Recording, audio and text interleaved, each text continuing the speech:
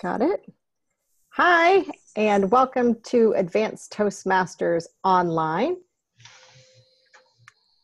Here are some online meeting tips. When you join our meeting, you can use your headset or earbuds. Mute your mic when you're not speaking after the meeting starts. And you can raise your hand. Yes, mute your mic over here. And you can also toggle your video on and off. Like if you leave your seat, you might want to turn your video off as well as your mic off so people don't see that you're gone from the stage or from the meeting space. You can adjust your view from where you are by clicking on the speaker view or toggling to the gallery view, which is the view that you see here. That will be up to you. I keep it on speaker view on my side and record that way, so the speaker will be in the recording. If you have questions or notes for the speaker, you can click on that chat button there and send notes and questions, but please do that after the speaker is finished speaking and in between those main portions of the meeting. And this meeting will be recorded. Our policy is that by participating in the meeting that you agree that a recording will be available publicly on our YouTube channel and on our website at ato.toastmos.org. If you are interested in joining our club, you can go here, start here, where it says become a member, and you can look at the information on what you need to do to get started and the forms to join our Advanced Toastmasters Club online. And you do need to have your competent communicators to be completed to be a part of our club, because we are an advanced club. And at this time, I would like to welcome you to Advanced Toastmasters Online. Put the gavel down to say that we are starting our meeting. And I'm going to pass it over to our Toastmaster for the day, Andrea, and let her read our mission of the club. Andrea. You are muted. Oh, hold on, let me unmute you. We are an advanced Toastmasters club which supports Maverick leaders to have more impact by providing advanced feedback on leadership skills and discovering what it means to be an out-of-the-box, innovative leader. Today, our theme is driving passion. This is something that I've been thinking about a lot lately. What is my driving passion? Why do I do the things that I do? What's behind it? How do I keep motivated? So as we're going through our day-to-day, think about that. There will be some table topic questions about that. And I'd like to talk to Dawn Nocera, who is going to be our timer and our grammarian today, and several other things. Yes, I will be the grammarian. I will be taking notes on interesting uses of grammar today and maybe catching your ums, ahs, and filler words, depending on how much details I'm putting on that, but I will be the grammarian for the day. And you will see also as the timer, I will hold up the green for when you are at the minimum point of your speech or your topics, and then yellow when you're halfway through, and red when, hey, you need to wrap up and get off before you get pulled off the stage. So with that, I will hand it back to you, Andrea. Thank you. Thank you. Welcome, Jimmy and Angela, to the meeting today. We're glad you're with us today. I would like to jump right in and start with our speakers. Our first speaker today is Rick Weiner. He has been around. He's a rabbi. He is a DTM. He is a musician. He does all kinds of things. But today, Rick will be talking about his experiences as a Toastmaster from his first meeting to life after leadership. Rick. Thank you, Madam Toastmaster. Back, in the dark ages before the turn of the century, my wife joined a Toastmasters club at the company where she was working. And she was loving it and saying to me, "You should look into Toastmasters." And I said, "Why? Why would anybody want to waste their time talking in public? I mean, what's the purpose of it?" And she would say to me, "I know you'd enjoy it." Yeah, okay, that's fine. Well, time went by, and she left that job, and years passed. And then in 2008, my wife decided to join a community club. I went with her. I figured, well, we'll check this out. I went to my first meeting, and there was the hook. They were talking about the humorous speech contest that was going to be coming up in a few weeks. They were just so warm and inviting and welcoming that I said, "I'll join and I'll sign up for the contest." You have to be a member first. You have to give a speech first. You can't just do that. I said, okay, so I'll do that.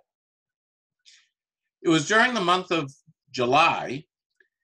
And on July, on Tuesday nights, I usually play concerts, July and August. And this club met on Tuesday nights. Therefore, I was not able to go for the first month and a half. Then I joined the club and started going to meetings. This was a club that had meetings every week, like this one.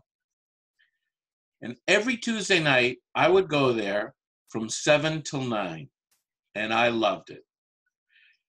After the first year, I said, I'd like to be an officer, and they turned me down. The second year, I became an officer. Third year, I was the president of the club. And the fourth year in Toastmasters, I became an area governor. As an area governor, I was able to give more speeches than I could possibly fill in manuals, because I would visit clubs not only twice a year that you're supposed to, but every week I was out visiting other clubs. Why? Because I loved being there, supporting the clubs, and sharing that driving passion that I had within me for going out and supporting myself and others. I think the "and others" is probably the most important part of it. My year as an area governor, I got very involved in sample meetings. I was going to almost every sample meeting that I had time for and loving every moment of it. My work is busy in the evenings, not so much during the day, so I had a lot of time to do that. In the sample meetings, I worked my way up to be doing the Toastmaster for that, and our Lieutenant Governor Marketing at the time was a real stickler. He even said to me, "If you don't do this right, I'm going to pull you right off the stage." Okay, I worked it and loved it. Towards the end of that year, I decided I want to run for division director. Okay. I interviewed for that position with the nomination committee. They nominated me, but then I was told, "We really would like you to run for Lieutenant Governor Education." Skip, division director? Absolutely.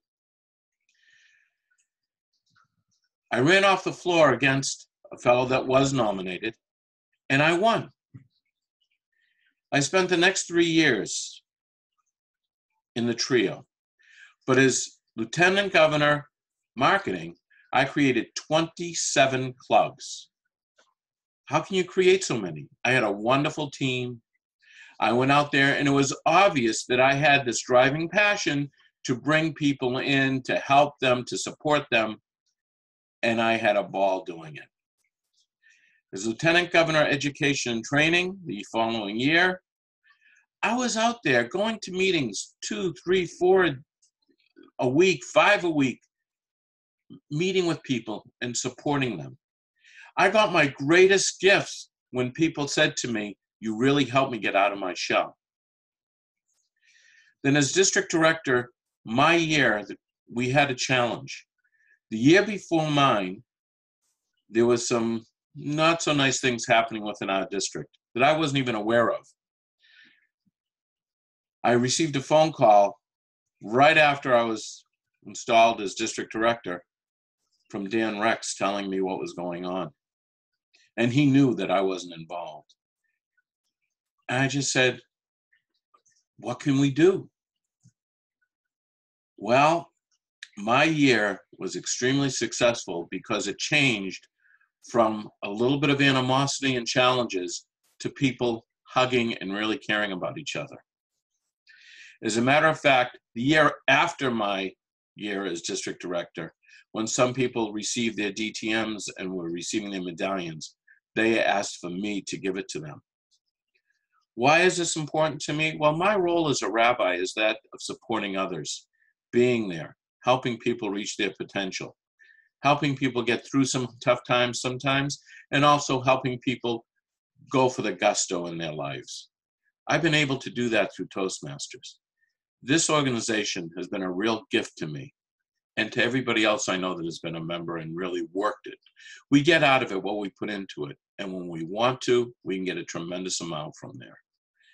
My friends, I'm suggesting that share that driving passion within you, because if you didn't have it, you wouldn't be here right now.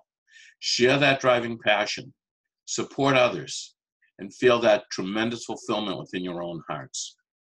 This is an organization that bridges gaps and creates unity, not separation. Madam Toastmaster. Thank you, Rick. That was awesome. I'm excited about that and excited that other people could hear how great Toastmasters is. Thank you for that. I'm not sure who 666 is, but thank you for joining us. We'd love to see who you are. If you want to put your video on, same with you, Jimmy. And now I'd like to go to our next speaker for the evening, for the day. Obviously, I have evening meetings normally. Tammie Lang will be giving her icebreaker speech this morning titled, Do You Remember June 16th, 2014? Instead of Tammie introducing herself to the club, Tammie would like to introduce you to a topic near and dear to her heart. This is Tammie's icebreaker speech from Pathways in the Team Collaboration Path, and Tammie asked for 6 to 8 minutes for her presentation. Tammie.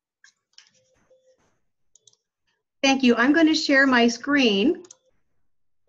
This worked earlier, so hopefully you'll be able to see this as well.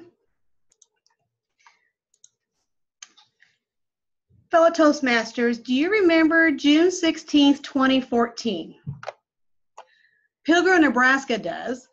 Now I realize I'm talking to people that are all throughout the world, and you may not even know where Nebraska is, let alone where Pilgrim, Nebraska is. Hopefully when we're done, you'll know a little bit more about this neck of my woods. That was a day 2 twin tornadoes hit the little village of Pilgrim, Nebraska, which is the chances of 2 tornadoes hitting simultaneously to a town is 1 in a million chances. June 16th was not Pilgrim's Day. What happened that day? Here's some more photos. There was 2 people that perished. Little Callista was a resident of Pilgrim who died during the tornado. The picture with the grain elevators disappearing. If you know anything about small town, rural communities, the grain elevators is a huge part of what makes those communities strong. Seeing that devastation everywhere was just a reminder. The bottom picture is Main Street. You can see Main Street was virtually wiped off the map during this tornado. The picture with the water tower, the significance of that is this water tower stood through all the trauma, and found out later one of the reasons why is because the water tower had just been filled with water, so it had a lot of weight to it to survive this traumatic event. The town labeled itself Too Tough to Die. Pilgrim was determined to rebuild after this devastating event. The picture up on the right, that's Brett Michaels, rock star. He's holding up the town sign that said this little town of 378 people. He's in front of the school, which ended up being demolished. Small town schools in small town Nebraska, that's a huge thing. Pilgrim lost their school. The picture of the yellow truck is significant to me because my brother who lives outside of Pilgrim owns a trucking company. And at that time, this isn't his truck, but the yellow truck, seeing the devastation, it says on the truck, God help us. What a strong message. God help Pilgrim. The picture with the reporters, the guy in the red is our former mayor, or the former governor of Nebraska. When we were there helping clean up, we got to see him that day, so it was like our moment of fame. Oh, there's our governor. The bottom pictures, the church bell is significant because my brother's family, that was his church, which was destroyed. But God said, you were going to save your bell. The other picture on the bottom, when we were there doing cleanup, that was the area we were assigned to help clean up. And I'll talk more about that in a couple other pictures. Why this is significant to me is my little brother Joe lives right outside of Pilger with his family. His wife Angela has been a resident of Pilger her entire life, as has my niece and nephew. My brother is ringing the church bell in the top photo. The middle photo, my crazy brother is moving a shed from one location to the other, and my nephew is driving the truck. I just thought that was kind of fun that we were going to try to salvage what we could. The picture with the guy in the yellow shirt, that's the back of Joe. We walked through the community the day we were helping clean it up and just seeing that devastation. Virtually almost every house in the stretch were gone. The bottom photos, that's my husband. He's helping cleaning up. He's standing in front of that church bell again, which was significant for us because we've seen weddings there, baptisms, and he was remembering, okay, this is where Joe and Angela stood to get married. The other photo is him and his oldest granddaughter with the stop sign that was demolished. I should mention too, I was there, but obviously I wasn't doing much cleanup. I was taking pictures instead. But look at Pilger now. This was 4 years ago, and that town has done a great job of rebuilding. The picture of the house, significance there is, if you've ever been in a tornado, having a basement will save you during a tornado. Pilger is in a floodplain, so houses that have been rebuilt now can't have basements. So imagine you're rebuilding your house and no basement. So they've learned how to live with shelters outside of basements, but houses have been rebuilt. I have a photo of Lampman. It's an automotive repair shop that's been rebuilt. The bottom picture, hopefully you recognize that church bell. That church has been rebuilt. And in fact, my brother always says, this is too big of a church for little Pilger because it's a huge church that rebuilt in the Pilger area. The rebuilding continues. The picture up on the top of the building, the brick building, that's the bank in Pilger. When this tornado happened, the bank president locked all of his employees in the vault of the bank, and he stood outside the vault while the tornadoes came through town, and he survived. And I just kind of like that story of resilience that says, our bank is gone, we're going to rebuild on Main Street that was destroyed. The other picture with that building, that little shed, not little shed, that's my brother's new shop that he built after this happened. And his shop is right behind the bank, so you can kind of see the bank drive-through behind him. The bottom picture I mentioned earlier, grain elevators. One of the first things Pilger did to rebuild was to rebuild their grain elevators. So look at Pilger now. I mentioned Pilger said we're too tough to die. You can see evidence that really this little town in Nebraska is too tough to die. The picture of the gal up in the corner is my sister-in-law Angela. She was on a Weather Geek show the year after the tornadoes talking about the rebuilding efforts. The brick picture, she helped design that area. That was from some of the bricks that were destroyed, and it's on Main Street now. The Cooper Family Community Center, it was a great effort to build. Pilger never had this, a community center for people to collaborate, right across the street from where my brother's little shop is. And my brother and sister-in-law were investors in this community hall.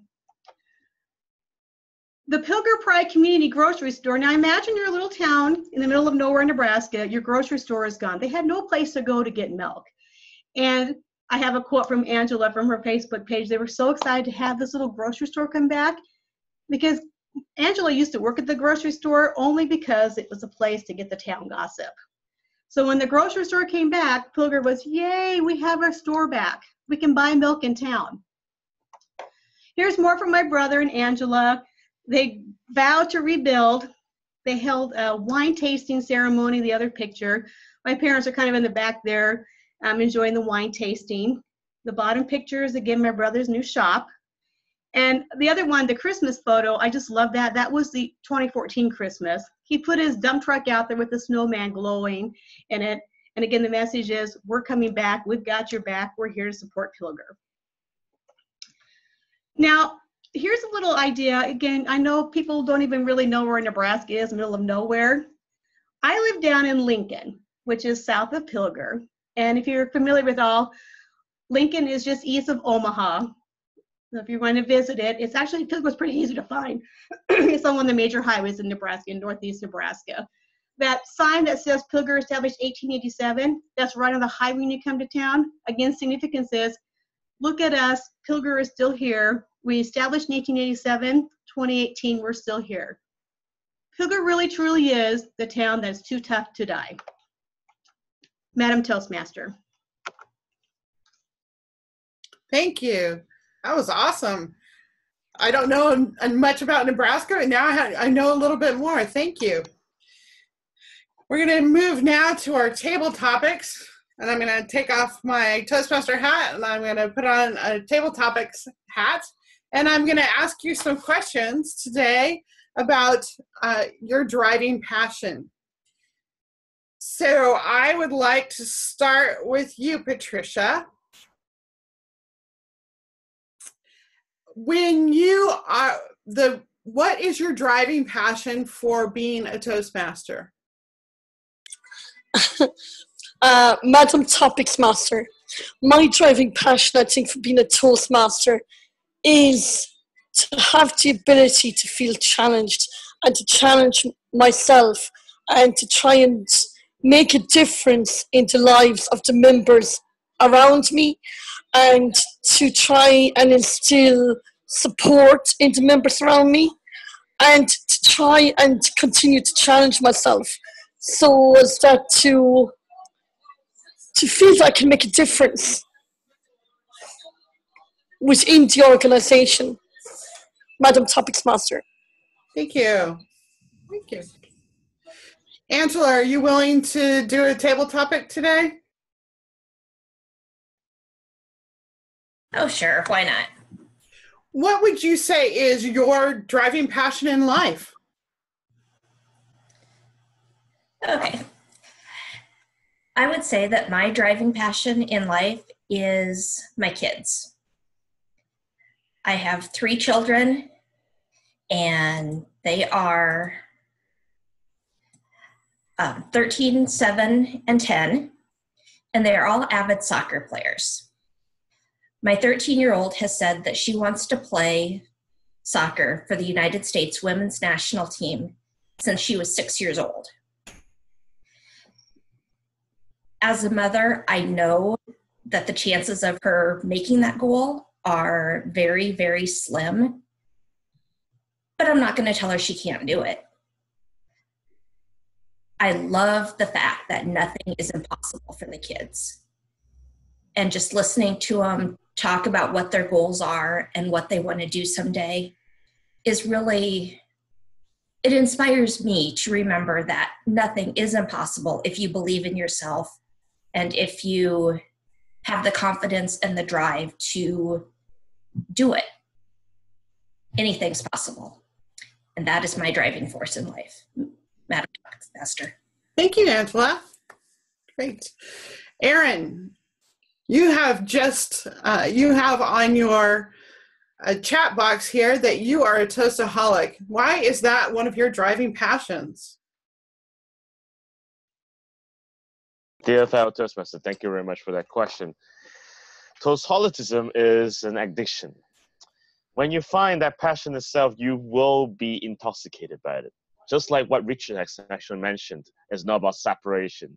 It's really, to me, I would like to convert the word as connections. I find that Toastmaster itself is a place whereby you develop different things.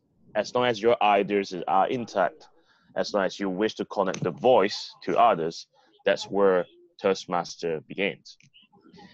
And that's why it has been always my driving passion to create a lot of different new things within Toastmaster organizations, even helping organizations that I would never imagine myself helping because of my lack of expertise, such as prison clubs, gavel clubs around the world, clubs of all attendance, connection with the world itself, doing a 24 hours marathon to actually save clubs and also supporting clubs. These are some examples of what Toastmaster can change me into. I joined Toastmaster 11.5 years ago when I was a teenager. I was really young, and Richard could be my dad. But the point is that whereby we see that age doesn't matter. It's about how we can build that connection and we train on it. Not just that, I also developed new programs or new incentives such as having disabilities for pathways, and also helping along with different categories like people with terminal disease so that they can find the hope to live with connections. So like a tablet, as long as there's a network of online attendance, I can help people that I really wish to help. Turning Toastmasters into a platform whereby it really helps and benefits the society after they have benefited you. After being a long-time Toastmaster, this is what I see in the future: building leaders, building the sentimentals, and building the voices among all people, that they can find a voice to reach out to the world out there. Back to you. Thank you, Aaron. Wow, that was awesome. Jimmy, I'm not sure if you're still there, but if you would like to have a question, can you unmute yourself and I can ask you a question? Okay. So, Rick, I'm going to go to you. You've already talked a little bit about your driving passion, your passion for Toastmasters today. What are some of your other passions in life, driving passions in life? Funny you should ask, Madam Topics Master. It kind of fits the same role model that I really get a lot of joy in supporting others, as well as my own family, of course. Back about 10 years ago, my wife said to me, "Whatever happened to your dream?" And she was referring to my dream of becoming clergy. Well, it was a little longer than 10 years ago. And about 10 years ago, I was ordained. From that, my passion has been to be there, people that have gone through similar lifestyles that I've had, different ones, not judge, but just love. And doing something like that, my passion is such that I get the greatest rewards when I'm able to make sometimes a tough experience into a wonderful experience, or at least one that's tolerable. So I would honestly say that my driving passion is supporting others in this world, because we all need that, every one of us. And that's something I love to do. And I think I'm pretty good at it, if I say so myself. Madam Topics Master. Thank you, Rick. That was awesome. Tammie, I'm going to ask you, and then Don, I'm going to ask you, and I'll time you when I do yours. Tammie, we've heard about Pilger today. Is there anything else in your life that you would consider your driving passion? Well, the reason why I talk about Pilger, obviously that's where my brother's family lives, and I grew up just not too far from there. That's one of my passions, just to see how they've rebuilt. But I'm going to talk about my passion for my dogs. I have 3 senior dogs, and I know everybody has their pets and whatnot, but they're all rescue dogs, and they've all come to our house with all kinds of problems. They're 13, 12, and almost 10. And the passion this past 2 weeks have been that my 10-year-old now has diabetes. So I'm learning more about patience, that I can't control this. I can help her through this. Patience in having to figure out how to give her a shot. And this morning I pricked my finger, so I'm not sure if I have dog insulin in me or not, but I'm still alive, so I guess it's okay. And just passion and trusting the vets and trusting the process. And I wouldn't do this if I didn't want to rescue these dogs that came from horrible puppy mills and making their lives better. And if that means I learn how to give a dog a shot, learn how to limit her treats, which has been a huge challenge. But I literally have done so much research these last 2 weeks on dog diabetes and how to overcome that, that maybe passion's not the best word. It's almost become an obsession, because I'm so concerned. I think about this at work. I'm thinking about it right now, obviously, but my passion is happy dogs, happy life. Madam Topic Master. Thank you, Tammie. Yay. 666, I don't know if you're there, but if you'd like to take a table topic, unmute yourself and we'll ask you a question. Okay. Dawn, you're next, and I will time you. I'll use my phone here, so my iPod, to time you. So your question is, you've really pushed being a maverick leader. Is that a driving passion in your life? And if so, why? I am so glad that you asked this question, Andrea, because I was thinking about it this morning, about why is it necessary for me to kind of push this maverick leader, this maverickness in us as Toastmasters, as humans, as the people that work with me. And what it comes down to for me is that we all have unconscious programming, the stuff that we were taught when we were little, or told when we were little, how to be in this world. And unless we actually believe just a tiny bit that we are a maverick, that we can break rules, that we can do things differently, that we can bend the rules, and that we can think outside of the box, we're always going to be limited to that programming. So my passion for being a maverick is kind of related to that. Like, I want people to think of themselves as maverick, rule breakers, people who can do something different than they have done before, that they can see themselves as something different than other people see them, and to break out of those patterns and to break out of that identity that is limiting to them. So for me, being a maverick leader being a maverick is a driving passion, because it will help us all, I believe, helps me support other people in getting what they want and being what they want in the world. So thank you, Andrea, for the question. Thank you, Dawn.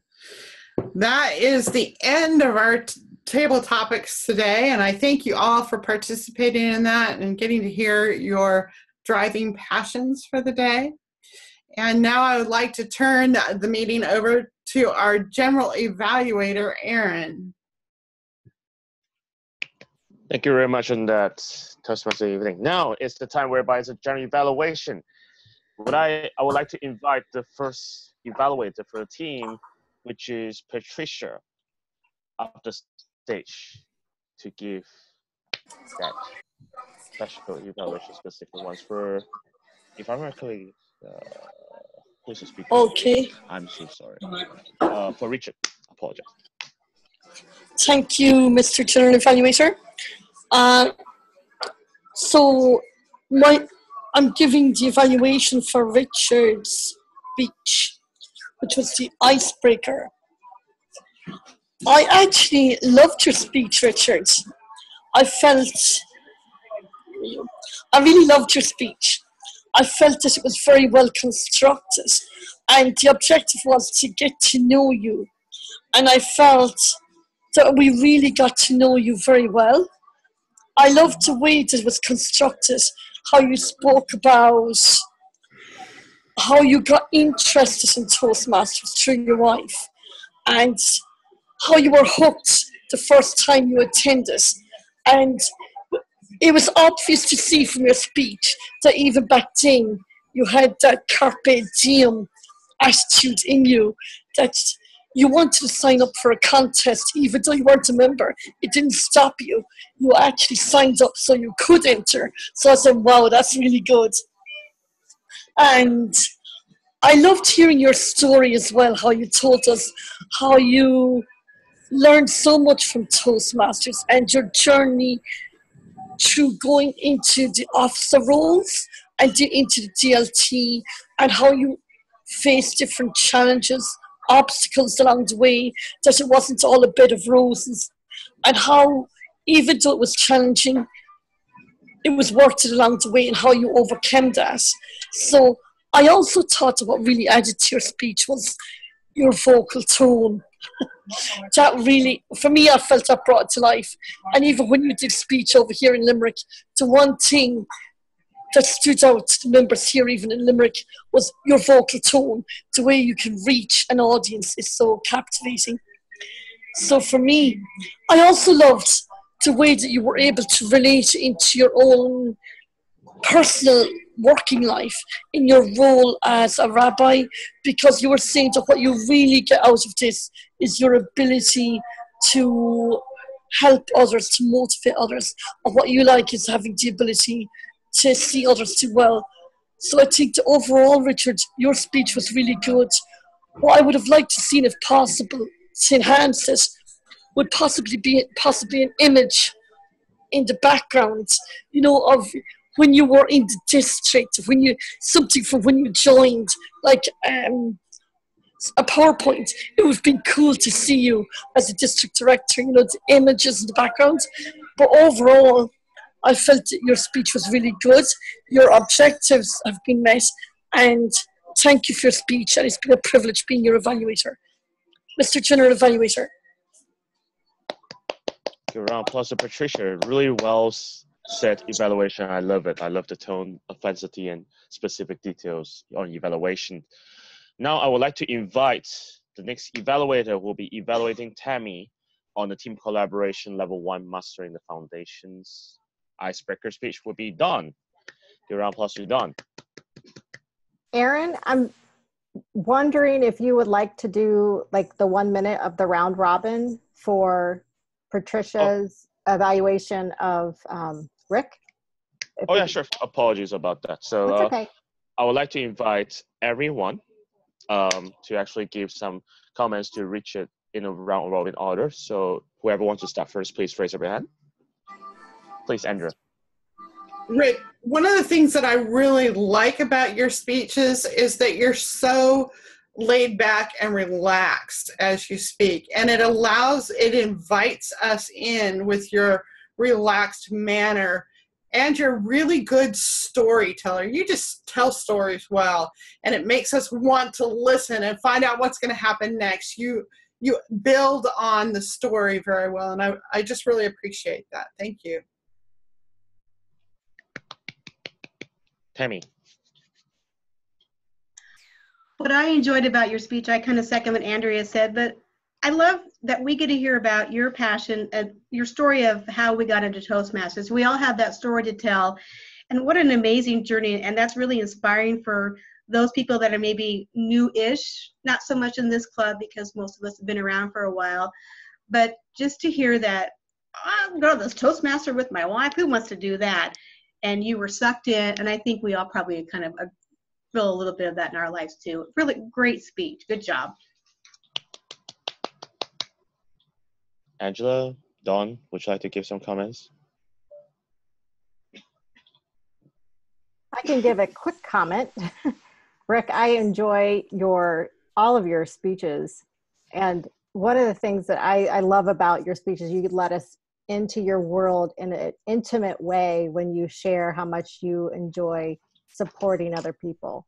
And you did that in your table topics, you did that in your speech, and you do that in every speech. And I appreciate that you don't let us forget that that's who you are. So thank you again. So final quick comment from me to Rick is that I really love his speech. It just reminds me of lots of different things that happened recently about the districts. And when he actually mentioned how he built from scratch 27 clubs, that's amazing. It shows actions speak louder than words. Examples speak louder than words. And how he represents himself as a character of passion. And that's what I love about it. Challenge for him, I would love to see maybe some PPTs or some photos of him during that time that might actually relates to it. Other than that, great job. Thank you, Dawn. So I'll move on to the second evaluator. The second evaluator for Tammie would be Dawn. Let's welcome Dawn up the stage, please. Hi, thank you. And let me get Tammie in my view so I can see her while I'm evaluating Tammie's presentation, her speech, and not Tammie in particular, just to remind myself. What I really liked about Tammie's speech is that it was very organized, and she used the PowerPoint presentations to keep her on track and to just tell the story of of her experience of witnessing through the camera the events that happened in that Nebraska town of Pilger. I love the story that you wove, or that Tammie wove through the Too Tough to Die story. And there was something really endearing about that you were able to kind of make the whole story about being too tough to die, and kind of giving back to the community again, like you're giving back to the community by telling their story and giving us a glimpse of what was happening. I do remember, I didn't remember the date, but I do remember seeing the school torn apart. I remember seeing the bell. So for me personally, I had a connection because I do remember, but I didn't know the story. I didn't know like the rest of the story of how the town gets rebuilt, or the story of how the bank manager locked the employees in the safe and stayed outside. That was a very inspirational peek that you shared with us. So I appreciated that. I also enjoyed that you're sharing I think it was your brother's perspective and some of the things that he was saying. And I don't know if you actually quoted him or were quoting somebody else, or just the town itself that says, "We've got your back and we're coming back." And I appreciated that piece of it to kind of tie in with, hey, we're too tough to die. This town is too tough to die. And, we're back. It's sort of like, we've always been here. We're not going anywhere. Too tough to die. It kind of tells the story of America, and not just America, but a lot of places in the world that go through that same thing. So thank you very much. And at this point, thank you, Andrea, for timing me. If you could put another 2 minutes on the clock for Max, I'm going to do a round robin because I'd like to hear what anybody else had to say about Tammie's speech, or if anyone has, let's put their hand up. Angela, go ahead, unmute yourself. And hi, Tammie. Unlike some of the others, I've heard you talk about Pilger numerous times. And what I appreciate is every speech, I learn something new, and you have new pictures. I feel like I know Joe and Angela. I grew up not too far from Pilger, as you know. But I love that you always incorporate something new, even after 4 years of talking about Pilger. One thing to watch is the time every picture you said the significance here is. And so I want to urge you to be aware of overuse of that phrase. Otherwise, I love it. Pilger's home. thank you, Angela. And Patricia, did you unmute yourself so you can? Did you? Maybe you didn't unmute yourself. Did you want to add something, Patricia?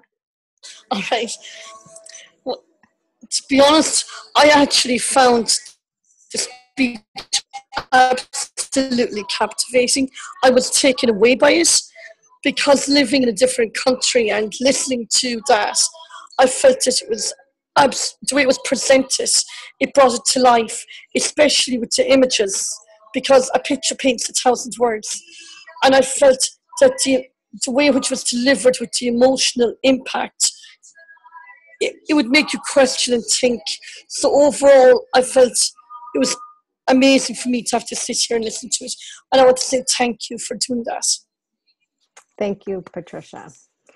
And anyone else have any other additional pieces? Aaron, is that you with your hand up? No, Andrea. Andrea. Oh, Andrea. Okay, Andrea. Go, Andrea. Tammie, I too really liked what you did. I thought it was a great speech. I would recommend playing with the screen share a little bit, because I think, and if I'm not mistaken, you can try to make that a single like the full screen. And we just need to play with that a little bit. I'm going to try it next week and I'll see if I can do it. But that's something that I think as a team, as a group, let's see if it works, if we can get just a single shot instead of what's coming up on the screen. I appreciate you. And time. Unmute yourself, Dawn. Yay. So at this time, I'm going to give it back to our general evaluator, Aaron. Thank you so much. Thank you very much, Dawn. Excellent demonstration of how round robin is. I forgot entirely how it was operating, but it was great. Now it's the time whereby I invite the facilitators up the stage. First facilitator I would like to invite would be the timer. Like, invite the timer up the stage, please. Yay, back to me. I'm just going to say that everybody was on within the timing. We had one short one at the very beginning, Patricia with a 38-second table topic, but that's still within the timing, and I'm going to make it short with that. And if you want specific times, you can chat me if you really would like those. And do you want me to go straight to my grammarian report as well, Aaron? Since I was also the grammarian. I liked a lot of the things that were, the grammatical things that were said today. I think everyone had a really good ability to stay away from the filler words. I will probably guess that I would be the biggest abuser of grammatical errors today. So we won't count mine because I didn't count them myself. The only thing I think that Angela caught Tammie, something that Tammie did, which I think was awesome, and I appreciate that. Aaron, you have a filler word, and it's whereby. And I don't even know if you know that you'd say that all the time. And you've only said it once today, but this is something that I've heard you say several times in several meetings. So I just want to bring that up because you only did it once today. However, you do use that a lot. And I loved so many of the phrases that were used today. There were way too many for me to actually go through. Too tough to die, I think I mentioned before. Rick, when you talk about supporting others again and again and again, you can say that in many different ways, and I would love to hear it a billion more ways. And just a great meeting with a lot of great quotable moments, and I will hopefully quote some of those within our social media in the future. So back to you, Aaron. Thanks. Thank you very much. So now I'll be giving my general evaluation report. When I first come to this meeting, I really love the vibe. Although it's just 6 members that started off, we can see that everyone feels enthusiastic. Like they are really interested into making sure that this meeting goes as well. You can see the vibe really nice. When I come in, I feel that, wow, this club is going. It's keep on going. I was like wondering, I need to go join this club soon when it's going to charter. So it's feel very inspirational. I love how Andrew started it. When I say started, it means because she is a Toastmaster evening, and I love how she makes sure that everyone is attentive, controlling the vibe. Give a round of applause to Andrea, please. I love her smile. She just makes everyone feel happy. And then her activeness, her tone of offensivity is actually making sure that we pay attention to every single word that she says. And with her control, she is an excellent role model for everyone to follow in terms of MCs. I want to challenge Andrea in terms of a few things. Is that it's just only technical stuff. POETS, POETS, project, objectives, evaluator, time, and speaker. So I wasn't too clear about because I noticed that you introduced the speaker out, but I was used to, maybe I was used to the standard method of POETS, so that it's like the structured way. Since it's an advanced Toastmaster, that's just only a recommendation. Option, don't take it too personally, but I just feel that I prefer that way in terms of what I would expect in an advanced Toastmaster club. I love how you connect with different speeches and also relating to different role takers, and that's a very good job. Keep it up. I have nothing else to comment other than the POETS. Next is the grammarian and timer, Dawn. For Dawn, I love how she keep things all short and sweet, making sure that the meeting goes smoothly. Efficiency-wise is perfect. I love it. And also very detailed about the positive vibes. If I want to challenge Dawn in terms of the timer cards, I noticed that she raised the timer cards very clearly on the screen. But during the share screen section, if the person is sharing the screen, they may actually not be able to see it.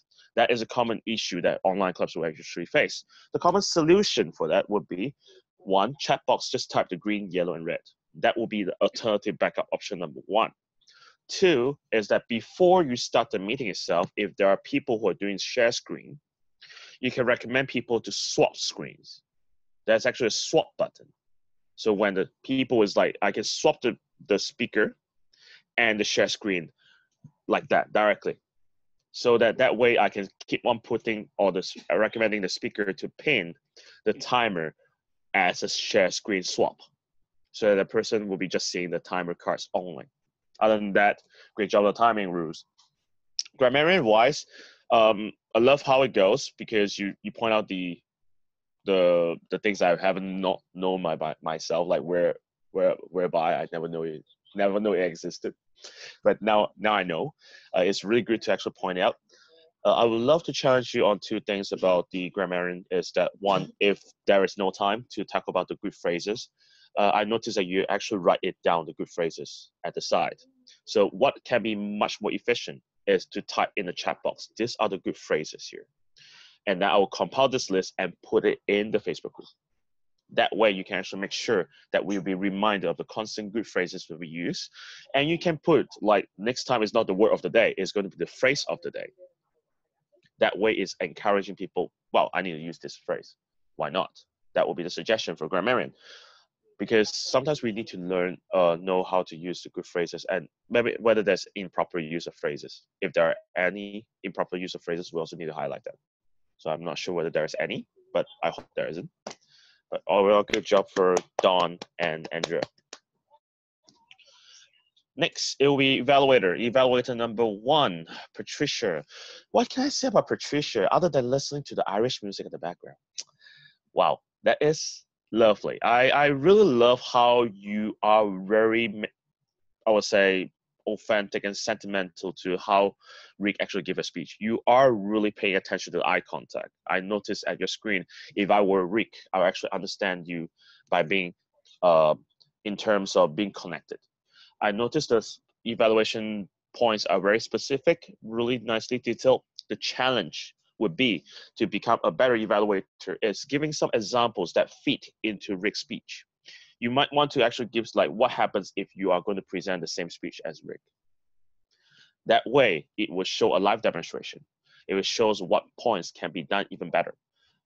So these are just recommendations, options, but you may think that this may be the better way for the speaker. By show and tell, you are illustrating how it goes. Type of report we don't have for Tammie, just to answer that question. Other than that, great job for Patricia. Give her a round of applause. I think this is only the top 5 times that you have actually given the evaluation report, have you? First 5 times. I was counting like first 5 times. Give her a round of applause. Next is Dawn. Dawn is actually taking so many roles today. And I can honestly appreciate every single thing that she's doing in the background.